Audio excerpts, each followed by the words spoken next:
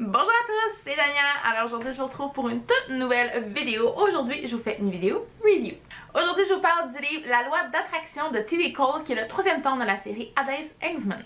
Bon ben on va commencer par le commencement avec le résumé.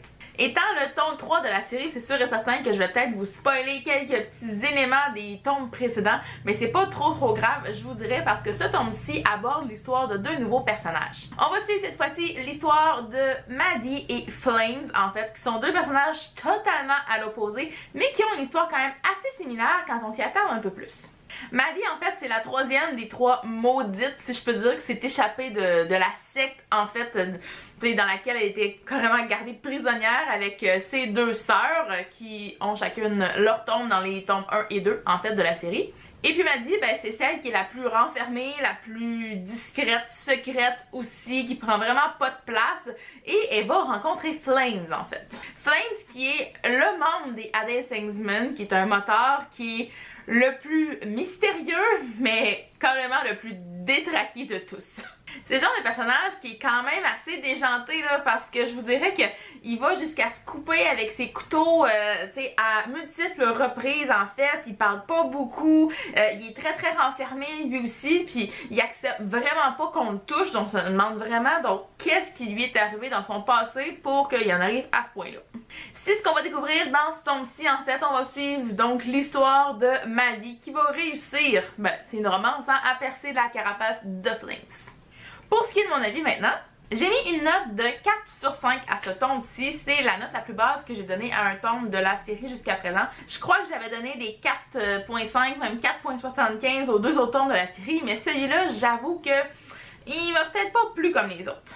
Au départ, j'avais assez hâte de connaître l'histoire, surtout de Flames. Maddie, bon, j'avoue pas tant, parce qu'elle était tellement comme renfermée puis discrète que tu la remarques pas trop. Tu sais qu'elle est là, mais quand même.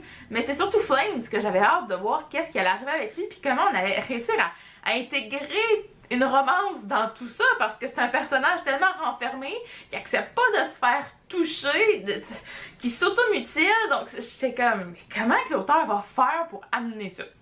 J'avoue que dans l'ensemble, pour la romance, bon, c'est quand même bien amené, il y a quand même un contexte qui, tu sais, tout ça est mis en place beaucoup dans les deux autres tomes de la série, donc on part pas vraiment de, tu sais, on part avec une base, je dirais, avec ce tome-ci, parce qu'on peut pas partir de rien, parce que cette relation-là peut pas se construire, tu sais, de façon très rapide, là. C'est arrivé très lentement, et là, ben, on est comme arrivé au point culminant où il va finir par se passer quelque chose. Évidemment, je vous dirai pas comment ça se passe, ce qui se passe exactement, parce que je vais quand même garder la surprise, mais on s'entend qu'il va se passer quelque chose parce que c'est une romance. C'est une romance, c'est T.D. Cole, donc on s'attend un peu à ce qui va arriver.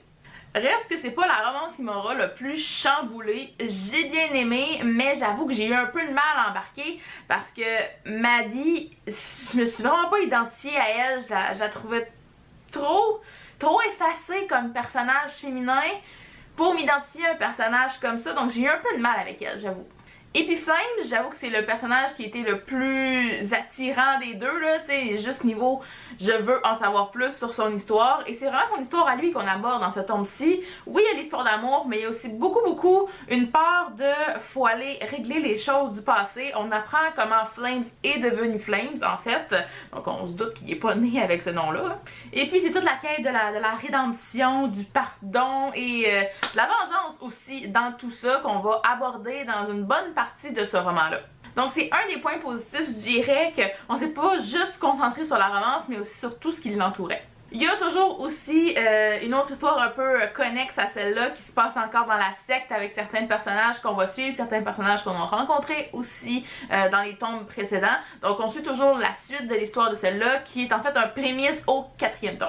J'avoue qu'entre les deux, je pense que j'ai été plus attirée par l'histoire de Caïn, en fait, là, qui est dans la secte encore, qui est le nouveau prophète, que l'histoire de Maddie et Flames. C'est peut-être bizarre, je l'attendais ce tome-là avec impatience, mais je me suis rendu compte que l'histoire de Caïn risque d'être beaucoup plus intéressante avec le tome 4 que dans ce tome-ci. Ensemble, c'est un bon tome, un tome qui suit carrément la lignée des deux précédents, on s'en éloigne pas, mais reste que je trouve qu'il était un peu en deçà des deux autres.